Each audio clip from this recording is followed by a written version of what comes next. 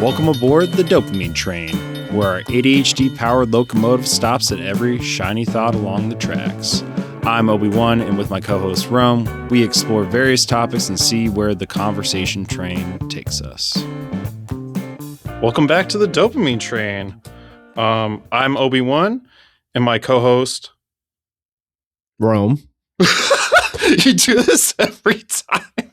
And then we have a lovely friend of mine, Maria, and we're just looking to find out some things about Maria and what she does in terms of Brazil. How I know Maria is she helps me out with my Spanish weekly. So Maria, tell us a little about yourself. What do you do for work?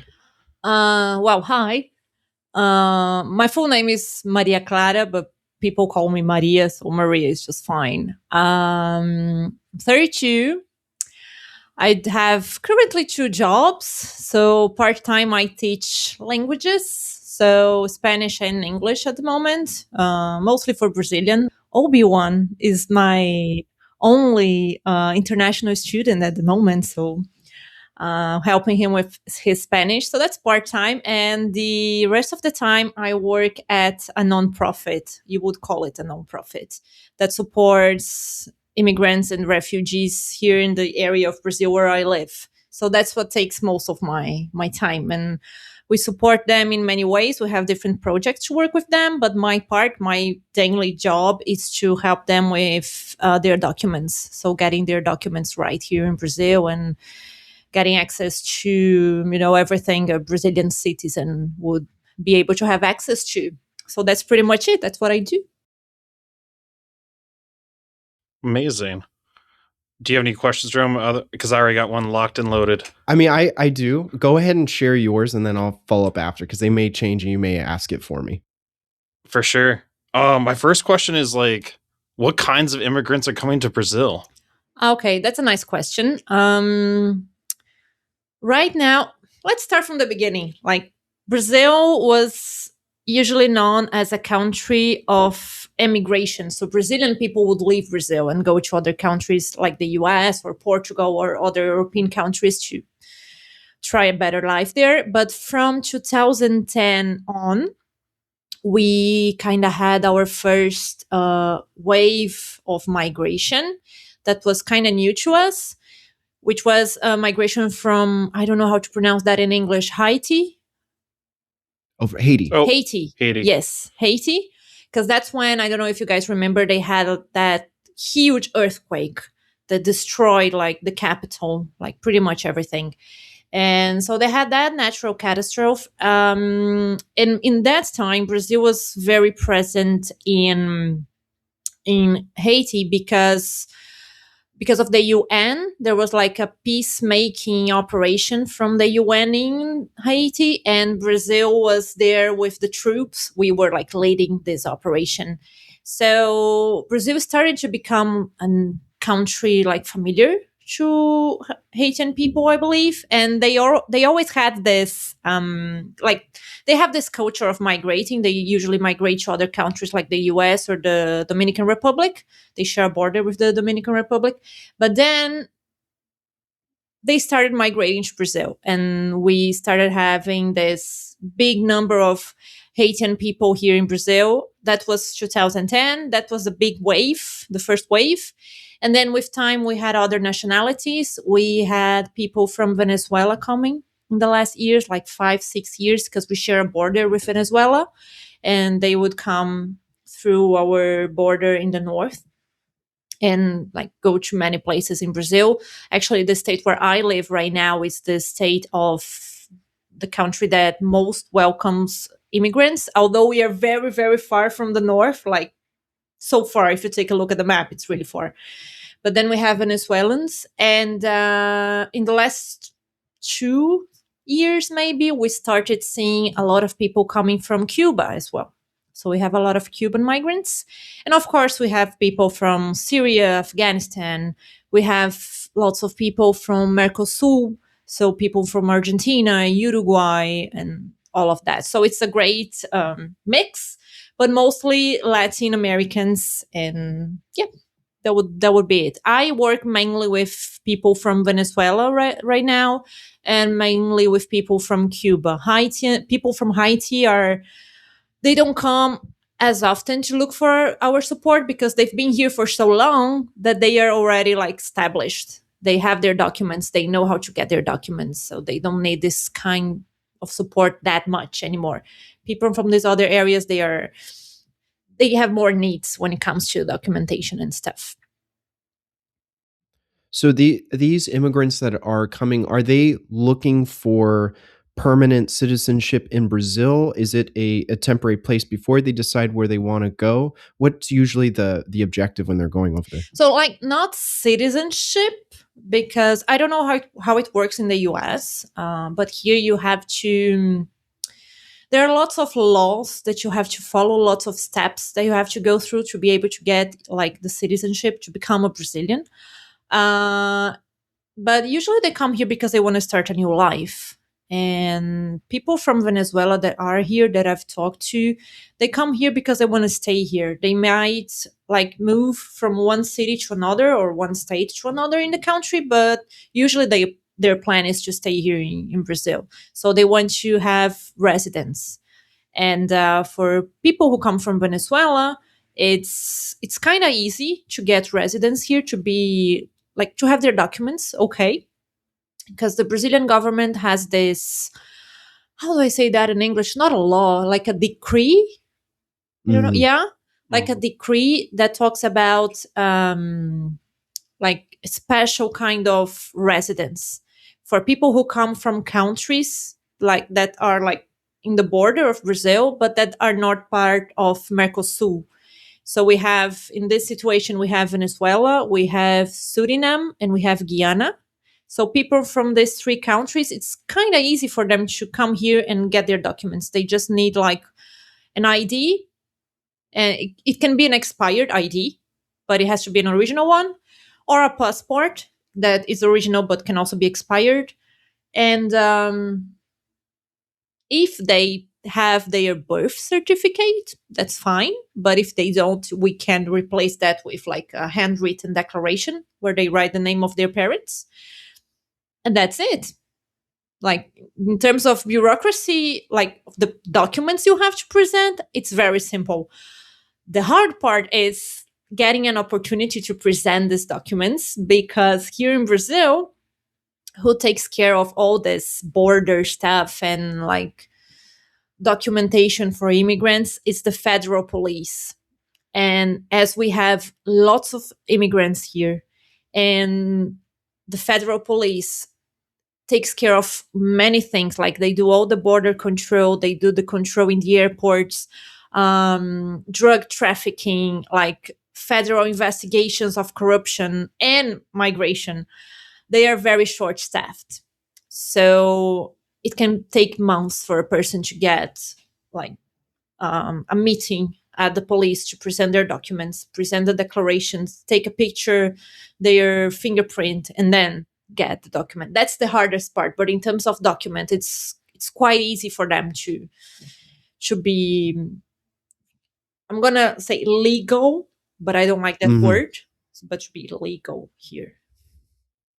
I see. So the act what you require in order to be legal, so to speak, is actually the requirements aren't very high, but because the federal, well, because they have so many responsibilities, then you actually, it's really hard to get a meeting. It's hard to get the like, because you can just show up at the federal police and say, hey, I want my documents. You have to make an appointment, and that's the hard part, Okay. like the appointment. And each unit of the federal police here, they have their own way of scheduling things. So for example, with one unit, we have this partnership with them where we send the requests, like we organize all the documentation and everything, and then we take pictures of the documents and we send them these requests for the people through WhatsApp. So we have a WhatsApp group, we send it there, they analyze, they say, no, it's okay, they can come in like 2 months, like at 3 p.m, and we're going to make their documents. Other units, they just accept it by email, so you have to send one document, like one email for each document. Other units, you have to go through the federal police system. So each unit organizes its own way, and as there is no standard, it can be really hard to understand what exactly you have to do to get an appointment in the unit that you actually have to go, because you can't choose a unit. You have to go to the unit that works with the city where you live in. So I was just going to ask yeah. you, how do you know which one, like, which one's rules are you going to follow? Which one do you get We assigned have to? like, So there is like a decree, I think it was a decree that says like which cities must go to which units in all Brazil. So you can't just decide. You have to go to the one that is appointed to your city. And as we know that, and we just work with people here in our state and with some units of the federal police, because we have like, it's not an official partnership with some of them, but we have a good conversation, a good dialogue. So we know exactly what are the extra documents that each unit is going to ask. We know the order of the documents that we have to send them. We know the declarations that they want. So it's easier. We have this knowledge, so it makes the immigrants' life a lot easier when they come to us, and we can support them. It's a really nice job. I really like it, because it's like you see it in front of you. There's a person who doesn't have a document, or whose document is expired, and they don't know what to do. And you say, okay, I need this, this, and that. And they have this, they present it to you, you prepare some declarations, they sign it, you take pictures, and you can look at them and say, okay, I'm going to send it to the police. In 2 months, you're going to have news on your appointment. And that's it. And then they go there, they present stuff, and they get their new documents, and they can have a job, they can have access to health services and other public services. So it's very satisfying feeling, doing that. I appreciate it. I really like it. absolutely, and so you get to see these people face to face, so you get to well, you get to actually help them one-on-one, which sounds pretty gratifying. Yeah, I would most say. of my work I do online, because we are a very small team. Like, we are right now, we are 4 people with the documentation part. And how many people?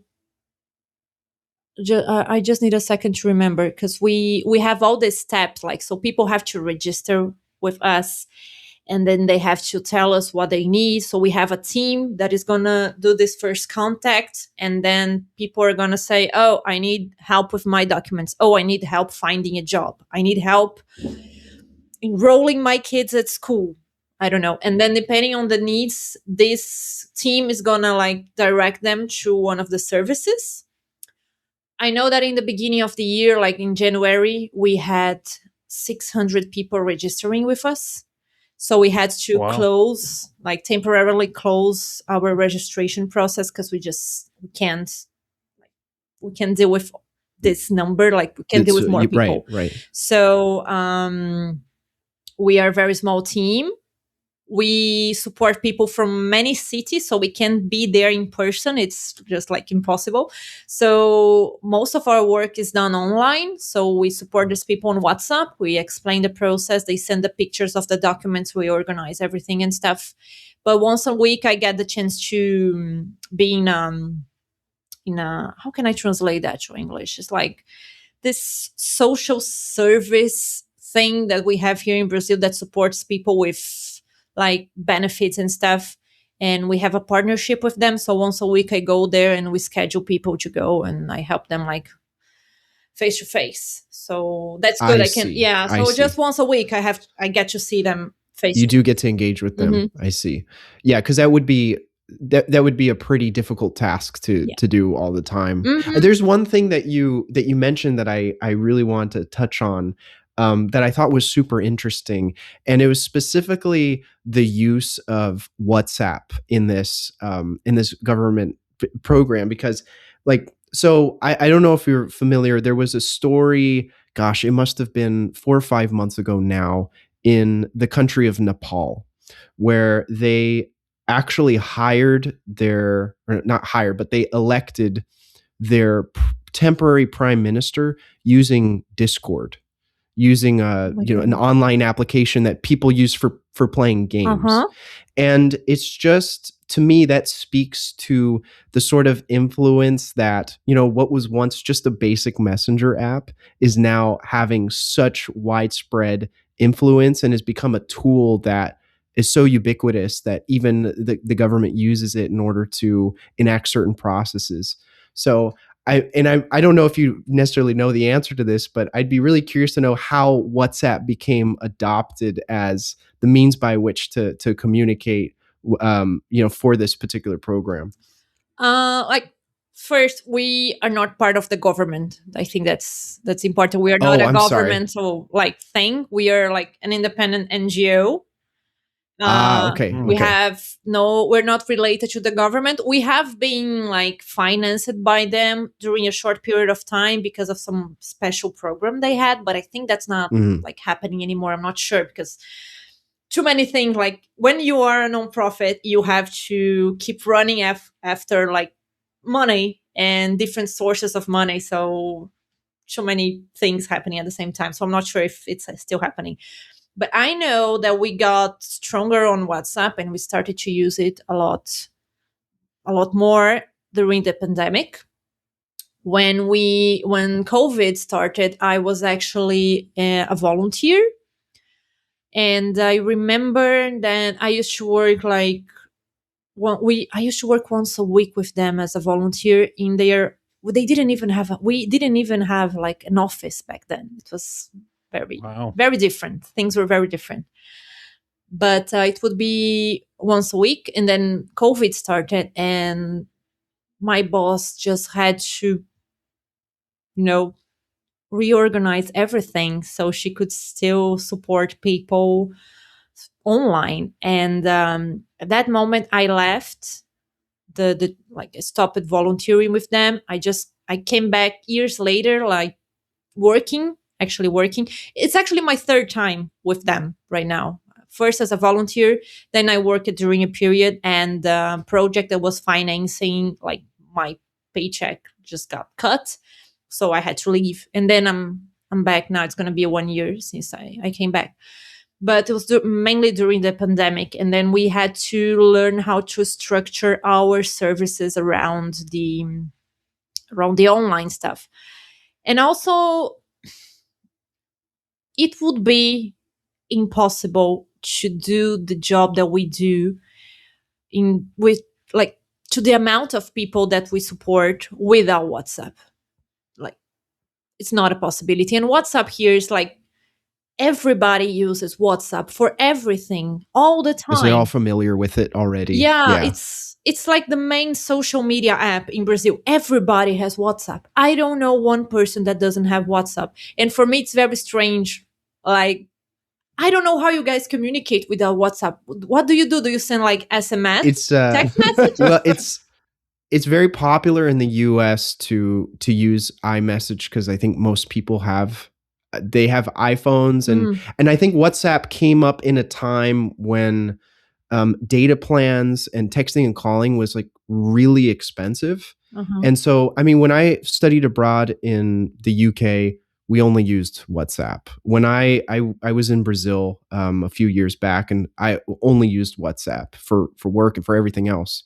So outside of this kind of bubble in the US, WhatsApp Right. is super popular, but it never quite became part of the culture around here, I guess. I don't know if you could speak to that, Obi-Wan. I think it comes back to data plans outside the US were cheaper than the texting, because we would get unlimited texting. I just remember when I had to buy a phone plan in Spain, it was cheaper to have more data than actual texting or calling a lot of the time.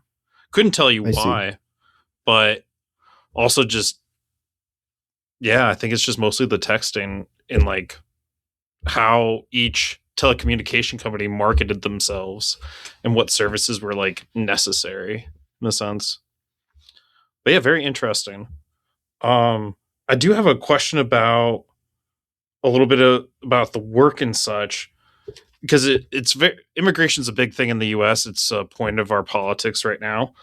And you said like very simple to get documents and you talked about how they have to wait for a meeting, and so that's very common in the US as well. I was just curious, what do they do in the meantime? Are they like on good terms with the police or the federal police, or can they be actually taken and kicked back to wherever they come from? Brazil does not have a history of deporting people. So I've never listened to a case. Maybe it happened like in our organization, but never to a person that I was supporting. Never heard of any deportation stuff. And we have like we were talking about this yesterday. We used to have a law that would be a migration law that I have to check how to translate this word because the word is important, like the way they use the. But I'm not sure if it's gonna have like the same effect in English as it has in Portuguese. Just a second. No problem. Um, yeah, I think that's the most interesting part to me, at least, is like the drasticness or like the disparity of like, oh, we just show up, get the things we need, versus in the US it seems like a very much different story. I was thinking that as well. No, we don't have like police on the street asking people for their documents that in terms of looking for irregular immigrants to send them away. That just I've never heard of it. Never heard of it. We I don't know if it's still happening, but on the border between Brazil and Venezuela, like, we had this huge income of people like crossing the border and coming to Brazil. And the Brazilian government actually created this program that was done like in partnership between the Brazilian army and some UN agencies, where these people would be like they arrive in the north, they have family here in the south. If they can prove, I think that's how it works. I'm not sure the like this step by step, but in general, if they have somewhere else to go in Brazil and they can prove that there's something waiting for them, like a family or a job or whatever, the government's going to bring them here. So, like, there was actually for a period of time this support for people to actually enter the country and like get established somewhere. So it's a very different situation. Although uh, maybe it seems like I'm talking here like, oh, immigrants, it's so easy for them to get documents, so this is paradise and everybody loves immigrants and stuff. It's not like that. It's definitely not like Right. that. We have lots of cases of xenophobia and prejudice and stuff, and people face a lot of difficulties. They can't validate their diplomas. They can't it's hard for them to get a good job. They get like the low paying jobs, and they face a lot of struggles. It's very hard for them. But compared to other places, in terms of getting the documents, it can be a lot easier, like than the US, from what we see here. But it's not paradise. So I was checking. It's not paradise. I was checking. I don't know if it has the same like the same effect. But we used to have a law back then in the past that used to talk about the foreigners. So that was the word used in the law, foreigners. And it was a law that was created in 1980. So it was created during the dictatorship period. And if you read the law, like the words they use, the tone that the law has, it puts the immigrant in this place of like a possible threat to the national security. So that was the speech. So this law was created in 1980, and this law like was still going on until 2017 when we got a new law. And then it's not like a law for foreigners, it's the migration law. So the speech around migration changes, and if you read the law, it's a very long one. Oh, it's raining now. It's a very long one, but the speech is so different. Like it clearly says, like one of the things that is organized in the law, one of the spirits of this law is like migration is not a crime. We don't want to make it a crime. Like we want to follow human rights. We are against racism. We are against xenophobia. We are against all of that. So the tone is very different. So that's one of the things I believe that it's shows the difference between what happens here and what happens there where you guys are. So that's why we don't see people asking immigrants for their documents on the street. It's just not part of the law, and it's not part of the culture as well. It never was. Interesting. I kind of want to shift a little bit into the language part. Okay. How many languages do you speak? I speak 3. So Portuguese, English, and Spanish. So for you guys, like, is that a lot? I can barely speak English. Language is not big in the US. So yeah, that's the thing I want to ask, because I want to ask questions too. Like, yeah. What's the deal with languages there in the US? Because we always listen to this thing that, oh, Americans, they don't study languages. They don't want to because they feel like they don't need to. Is that really the case, or you just don't? It's not a cultural thing. I don't know. Yeah, I would say it's a little of both. I think part of the I guess the practical reason maybe that because English is the international language of trade, then you might come up with this mindset that like, oh, well, I don't need to learn anything else. It's the one that everyone else has to learn. Mhm. So I don't know. And for me personally, I just haven't really given it much thought. I mean, there was some encouragement because I live in California. There was some encouragement to learn Spanish because there's a huge Spanish speaking population to the point where it will actually serve you if you are able to speak it, either career wise or in personal encounters in life. But beyond that, I can't say there was really that huge of an emphasis on learning. What about you, Obi-Wan? I think it's dependent if you what kind of family you came from too. If your parents were native speakers, you were more likely to learn the language. But also I'd say about 2 generations ago, like baby junior generation, when folks moved here, they stopped passing down language because they're like, you're in the US, you need to speak English, and then Assimilation. you lost that extra your immigrant language or your language of that because they're like very keen on we're going to become American. Mm-hmm. So I think that feeds into a little bit. There's definitely been in recent years more pushback on that in terms of like being proud of where you're from and culture wise, and language is culture, right? And so I think unless your family spoke it or if it was a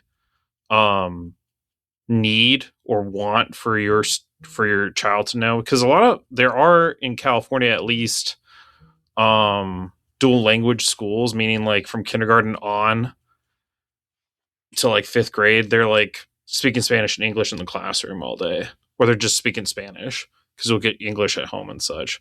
So I think it really just depends on family and culture, depending on how far back your ancestry is, and then also just need.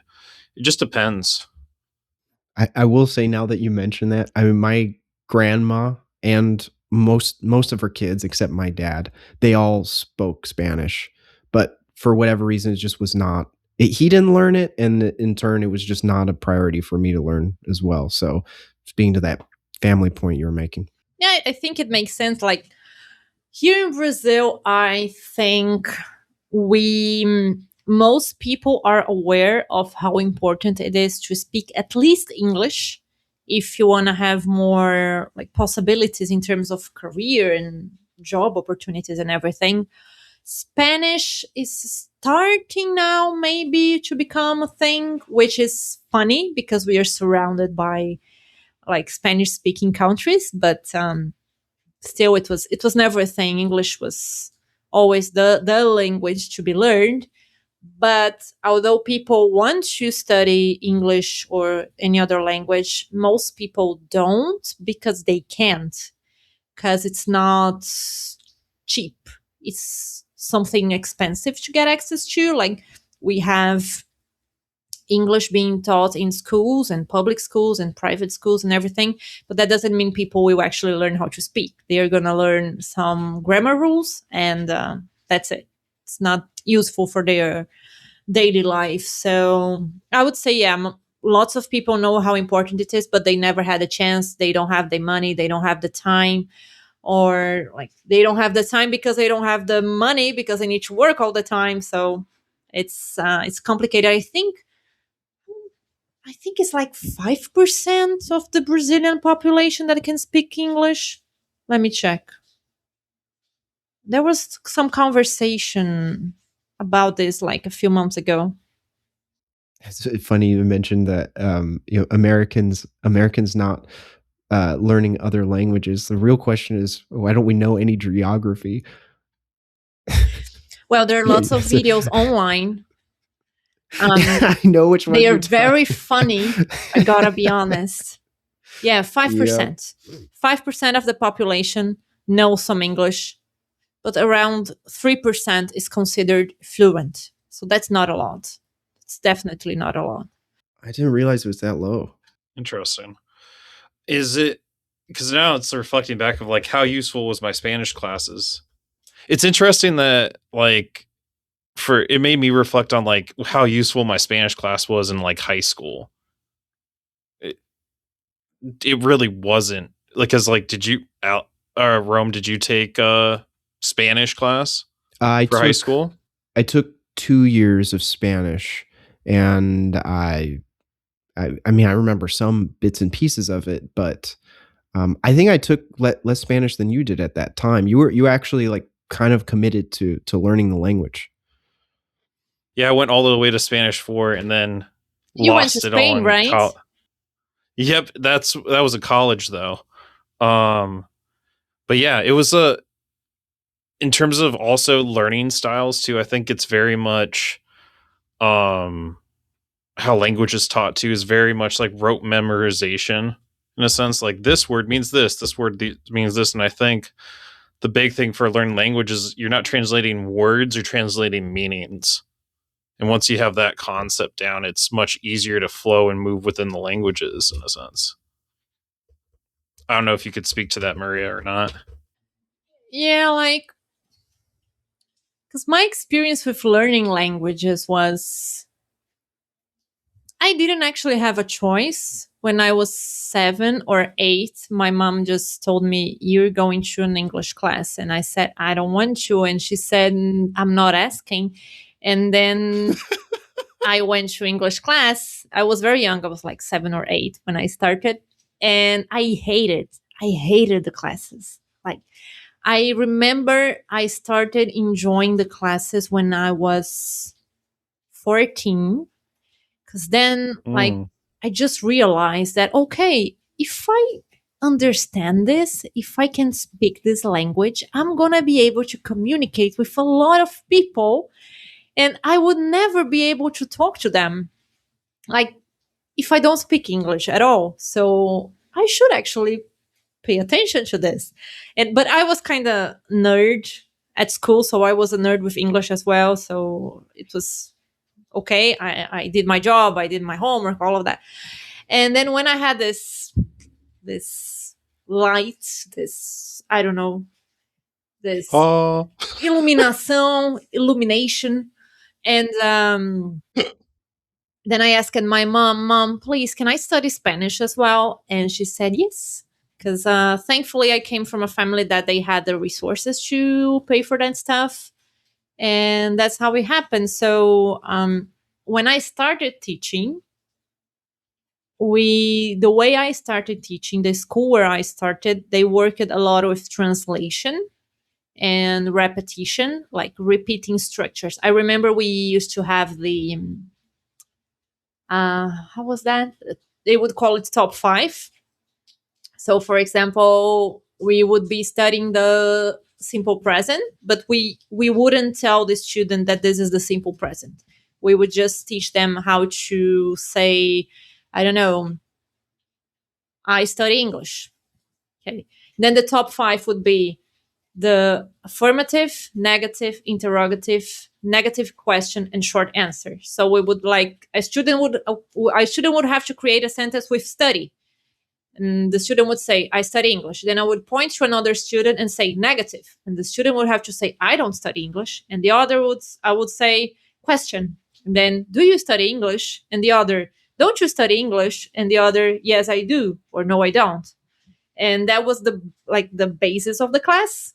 So it wasn't that focused on meaning. It was focused in translation and structure. So it's different. Mm. It works for some people, but for some other people it doesn't. Like pretty much every teaching style there is, some people will adapt to them and some people won't. But my boyfriend, he, like, I teach part-time. My boyfriend teaches, like, this is his job the whole time, and he teaches English and French. And he would have a very long conversation with you guys about different ways of teaching and why translation is important in some periods, like in some parts of the education process, and in other processes, in other parts it's not. You have to focus on other stuff. And we have long conversations about it sometimes. So it's a whole universe, and he loves it. The extent of my I was going to say that since you've been talking so much about learning styles and whatnot, that my most recent exploration with language was using Duolingo to try to learn Hindi.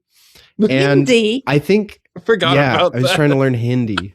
Yes. Okay. Which was actually, it was interesting because having to learn an entire new alphabet and learning how to reorder sentences based on, my understanding of English, it was a good exercise. And I think I managed to learn like a couple phrases. And then I realized, okay, this app just wants me to come back and open it every hour so it can show me ads and stuff. And eventually I kind of gave up on it. But that's the different styles of learning, like, can make a tremendous difference in how you mentioned that you started learning English when you were 7. Can you speak a little bit to how impactful it is to start learning a language at a really young age versus like if I started to learn right now or something like that?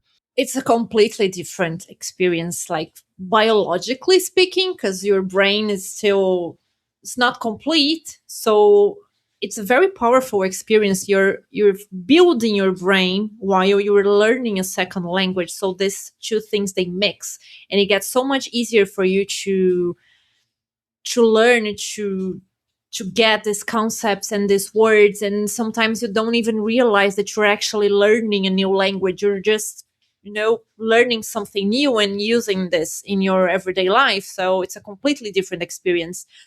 And I think if you learn a language, like a second language, when you were younger, if you want to learn the third, fourth, whatever, in the future when you're older, it's going to be much easier because your brain is kind of used to it.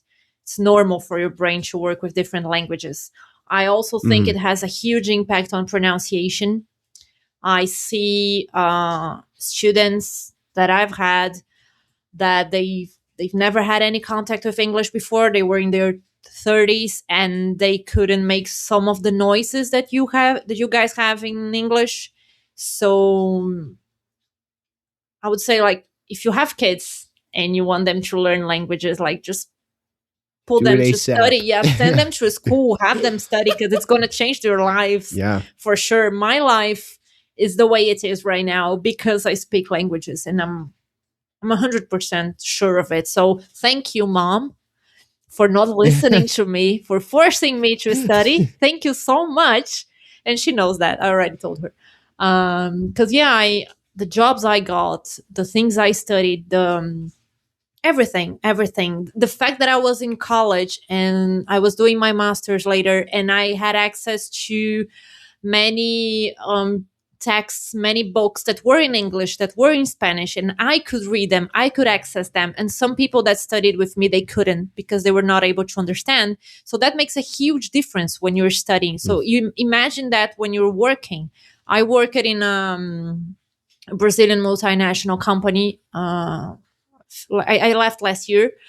I worked there for 3 years, and I just got that job because when I went to the interview, my boss, he liked my English and he liked my Spanish. He liked the way I sound. So I had no experience in a company, but he was like, okay, but your languages are really good. That's what we need. So just come work with us. It was huge. So, yeah, that's huge. Wow. yeah, it's huge. It's huge. And I'm not sure everybody like understands that. I don't know. It's just so Well, important. definitely not the English speakers. Yeah. We don't understand. but that's the difference. Maybe you guys really don't need it that much. Maybe it doesn't make that much of a difference. I don't know how your economy works, but for us here, it really makes difference. It really does. It's a game changer in terms of career opportunities.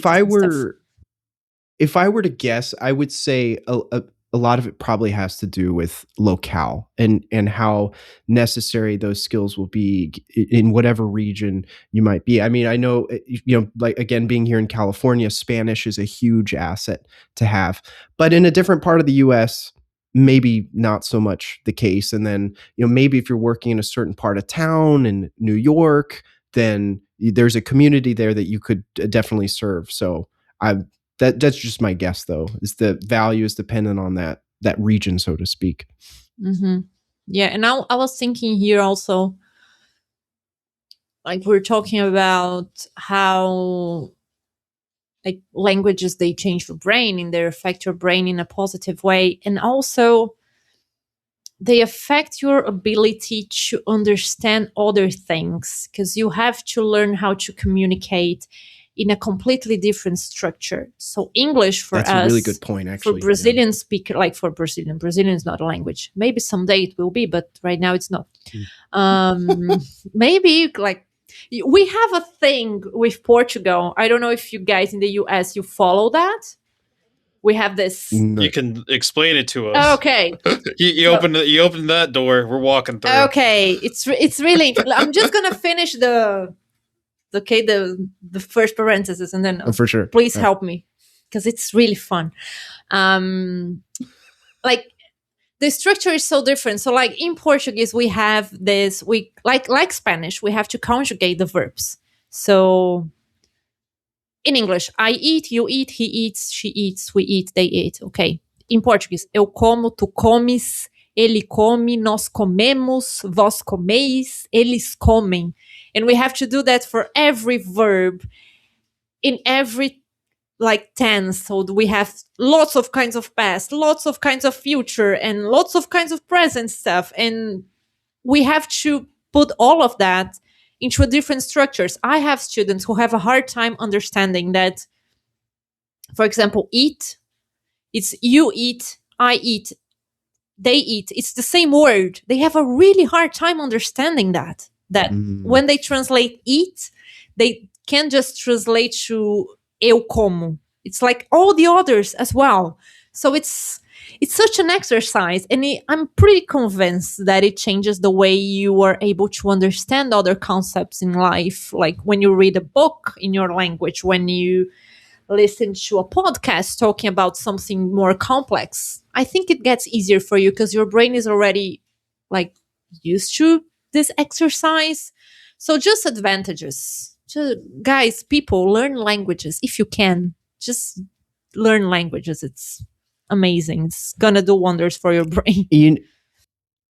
That I really love that point you just made, and I think it kind of beautifully ties into the other work that you do, Maria, because beyond just the exercise of learning language, you are also learning to see outside of your own immediate worldview, your own culture. And so I think it would be a really incredible exercise if more people in the US were able to experience what other culture was like because they expanded their mindset in that way. So yeah, that's actually a really, really great point you bring up.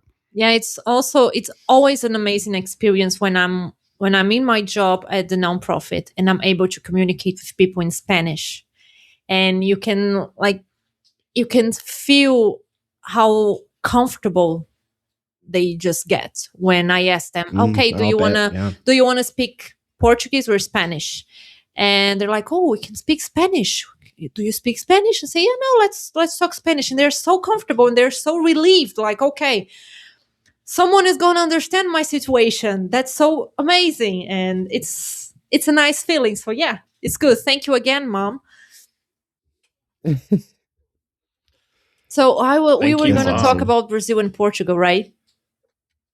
Yeah, Yes. okay.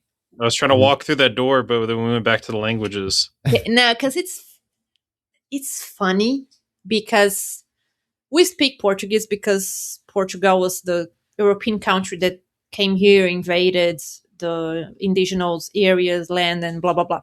So it's the official language. Brazil and Portugal, they have this thing when it comes to Portuguese language because we speak Portuguese because Portuguese people came here in the, how do I say that in English, 1500s, Mm-hmm. yes. And Obi-Wan is laughing because he has problems with numbers in Spanish.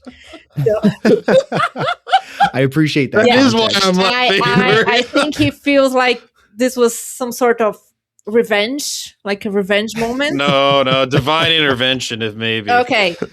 Yeah, okay. We're going to practice But 1500s. 1500s, yes. Okay, I'm going to take notes so we can practice numbers in Spanish the next class. Okay. So, Portuguese people came here and we had indigenous people here with their languages, but they invaded, and our official language is Portuguese and stuff. But of course, as the two countries, they have their own histories, they have their own like mix of cultures and people from other countries. So the Portuguese we speak in Brazil is very different from the Portuguese that is spoken in Portugal. The accent is totally different. Like the grammar now is the same because they did a few years ago like this huge change in grammar rules, so they are the same for every like Portuguese speaking countries, but pronunciation is very different. The use of words is very different. Vocab can be very different depending on what exactly you're talking about. And we have this thing with Portugal, and the Portuguese, they are getting a little bit upset because, well, there are more people speaking Portuguese in Brazil than there are in Portugal because we are a bigger country, of course. And they have this thing that no, the Portuguese from Portugal is the correct and the original Portuguese. And you have to thank us because that's why you speak Portuguese. And Brazilian people, we are, how can I say that? When someone attacks us, we fight back, we answer back by making fun. So we are the kings and queens of memes. That's how you say that? We are, Memes of memes. you guys, you have to speak Portuguese to be able to understand because we're so good at them. You have no idea. And we started to call Portugal the Brazilian Guiana.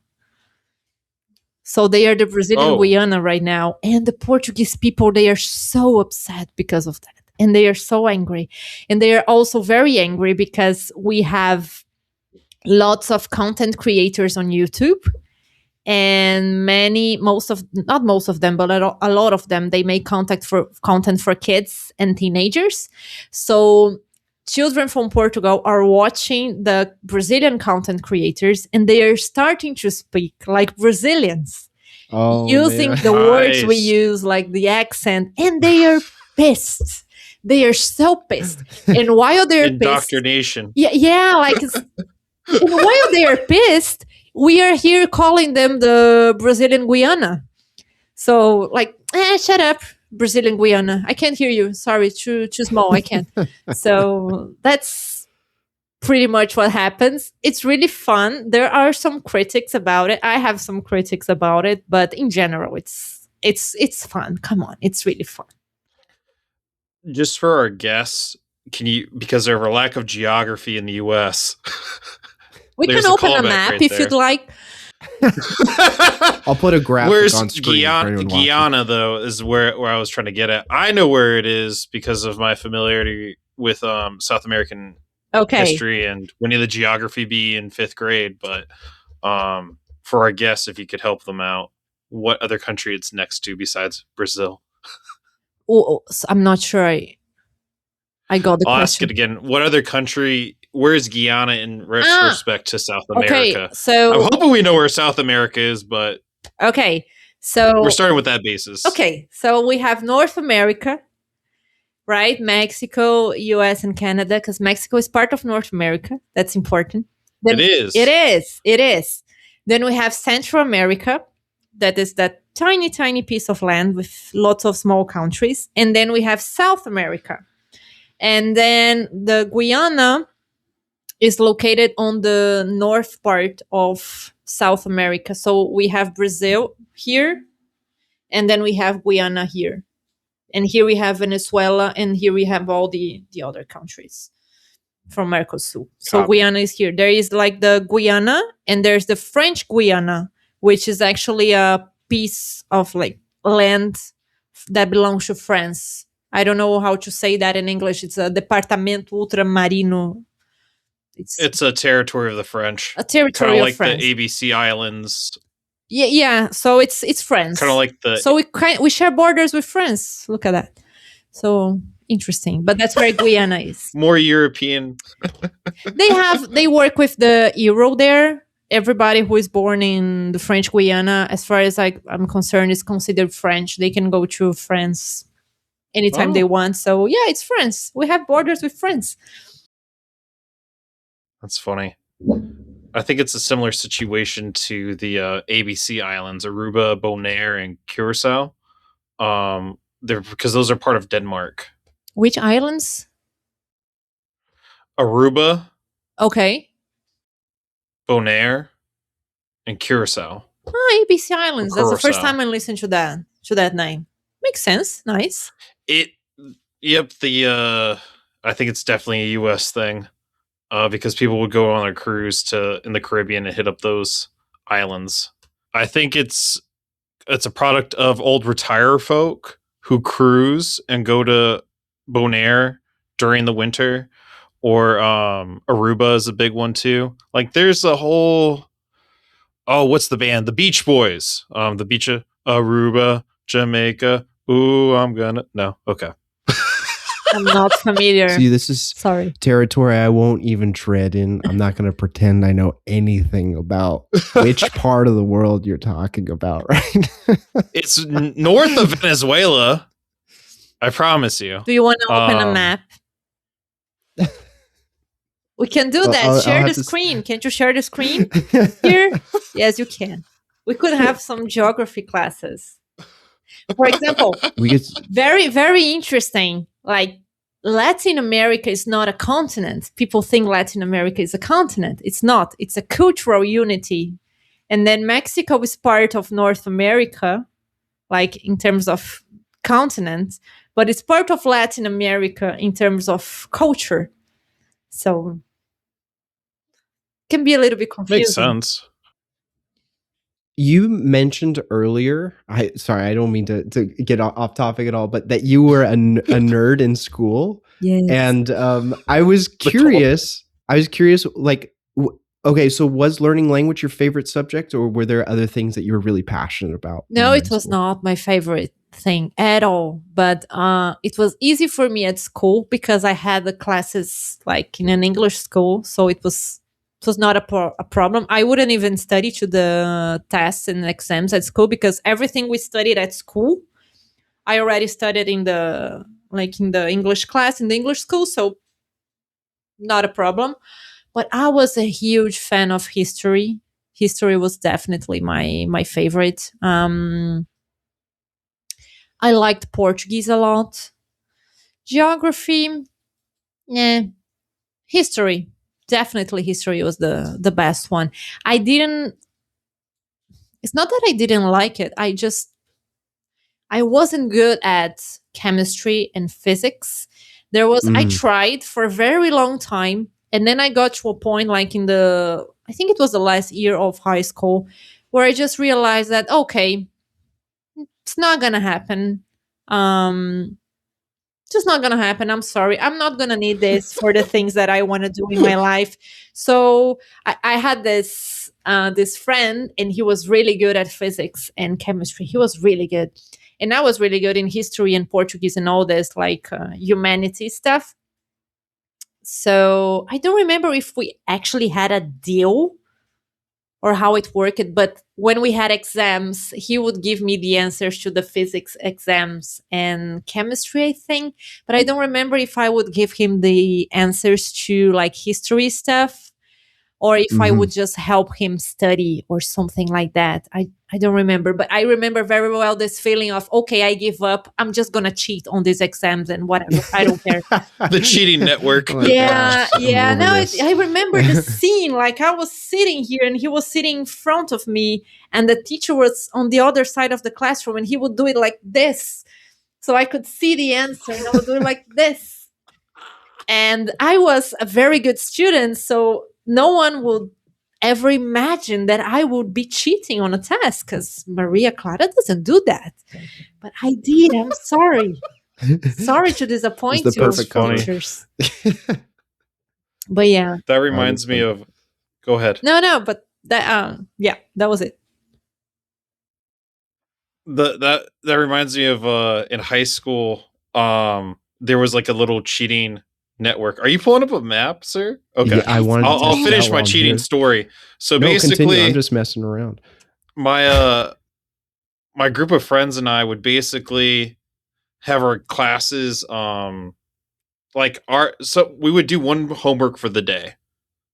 Meaning like if there's like math class that day, one person would do that homework, and then the person for second period would do that homework, and then we'd meet up in the morning and just do this copying scheme of like homeworks.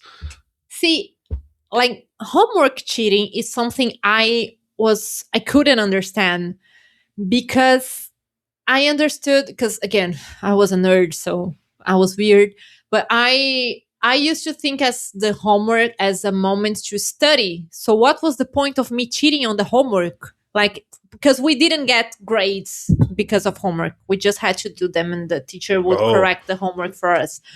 But it was a chance for studying. So we wouldn't do that, like cheating on homework. We would cheat on exams only.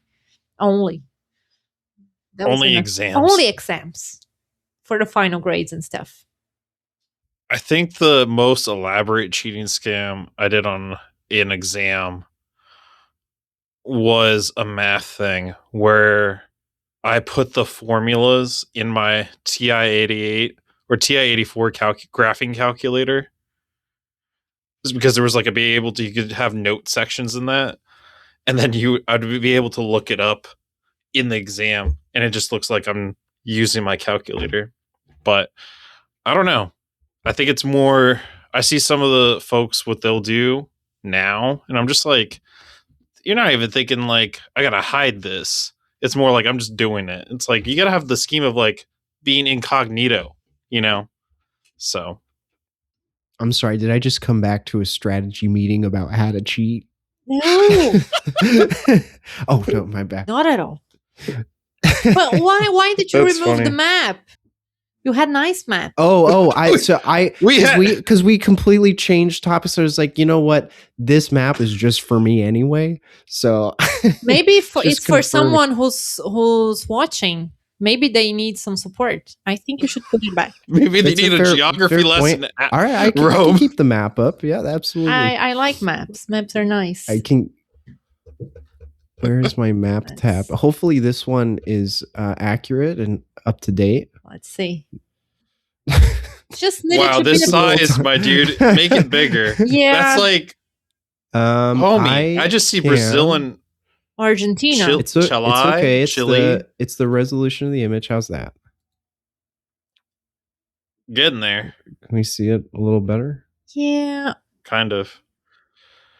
Or maybe you could We just have- open Google Maps. That works too. As we wait for the maps of Google. That's funny. What I think I find fascinating is like, regardless of culture, there was like a cheating scheme that occurred That's universal. in your primary school. Universal, right? Yeah. But I remember like when I thought about cheating and I was like getting ready for cheating, I don't know, I would write the information on my eraser or the pencil or whatever. But while I was doing that, I was actually studying. And then I finished writing the stuff. And I was like, okay, but now that I wrote all this stuff here on my pencil or whatever, I don't need that anymore because I just memorized it. So I was preparing to cheat, but I was studying while doing that. So in the end, I didn't need to cheat anymore. That was very interesting. That's funny. That's my country. Okay. Hi. Okay. So you can see I don't live in this area that you guys seeing, like this Brazilian area. I live in the south. But you can see Guyana there on the top, In the north. along with Suriname. On the top. A little bit lower. Yeah, on yes, top. Like, I okay, let's see see it. the The little- countries. the So we strip have of- Yeah. we have French Guiana. Then you have Suriname. I don't know how do you guys pronounce that? Suriname? Suriname. Okay. Like, And then you have Guyana. And then you have Venezuela. Right there. Venezuela. And that Guyana's border, the you see Guyana? You saw it. Yep. Mm-hmm. Mm-hmm. Sorry, I went over to Venezuela. Yeah, and there you have Venezuela. Interesting. Then you have And Colombia. Colombia off to the. Mm-hmm. There are lots of people from Venezuela in Ecuador. Brazil, but most Venezuelan people who leave their country, they go to Colombia. There are like lots of Venezuelan people in Colombia. Then we have Peru, Bolivia, Paraguay. Ooh. And I live in the south Why do most of them go to Colombia? because of the language.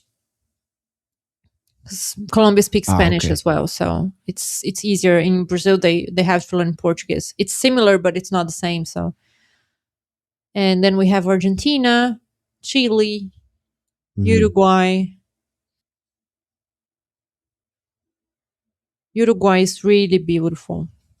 It's really so small, so beautiful. And I live. Yeah, you're going to Rio and São Paulo, Mhm. Rio de Janeiro, e São Paulo. I've only been to Rio. I've never been to Rio. I've been really. I've been to where's the Sugarloaf? The sugar loaf. Yeah, the Sugarloaf. There's I think it's actually no, it's not that. It's it sticks out from Copacabana Beach, There you go. which I think I'm it's not sure is at the moment, but I also don't want to reveal any more of my poor geography skills. Is that an issue? I'm like, Yeah. you're feeding up. I'm You're feeding the going stereotype, my way, friend. way off. Oh yeah, I totally embody the stereotype.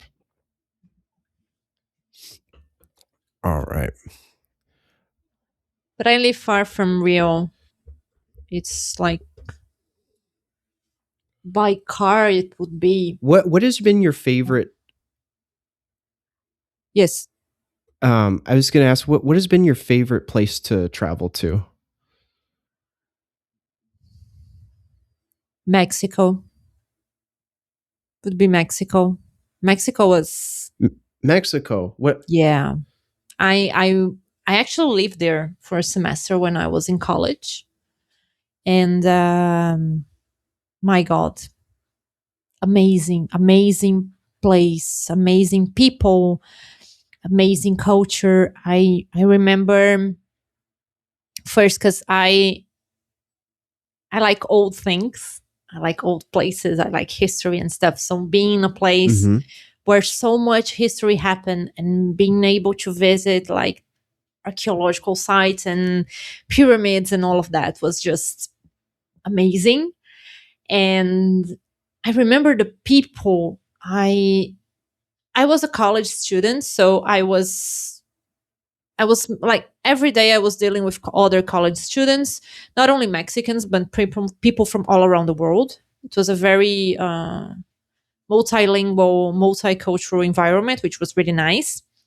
But the sad part somehow was that I didn't have a lot of contact with like what would be a traditional Mexican family with their routines and stuff. But when I had that contact, uh, it was so good. People were so welcoming. I remember two things. I remember that really like made a point like for me, like in my opinion about Mexican people. The first one was that I was having problem like with money, like getting my money in Mexico because it was being sent from Brazil to there because I was not able to use my bank account there. So we were using Western Union. And I remember I had some problem with getting the money in the place I used to go. And I got so nervous because I had to pay the rent and I had to eat and whatever. And then I remember I started crying because when I'm very nervous, I cry. And I was so young back then. And all these people around me, they were like, no, no, no, we're going to help you. We're going to help you. And they would go online and check where I could go. And you have to take this train and, or this, you have to go to this subway station and do that and present that and everything is going to be fine. And so they created this path, like they decided what I had to do and they just gave it to me. Say, you go there, you present that, and it's going to be solved. And it actually solved my problem. So it was amazing. It was really nice. Nice. And the second thing was when the semester was over, I had this Mexican friend and she invited me for lunch with her family. And I said, okay, sure, let's go. And I thought it would be like lunch in their apartment in Mexico City because I was living in Mexico City. But I got into the car with her and her mom, and we drove and we drove and we drove. We were still in Mexico City, but it was a neighborhood like very far away from downtown. And it was full of those, that stereotype of the house that has like an arch and you go inside and you have a place for the horses and then you have the house. It was just like that.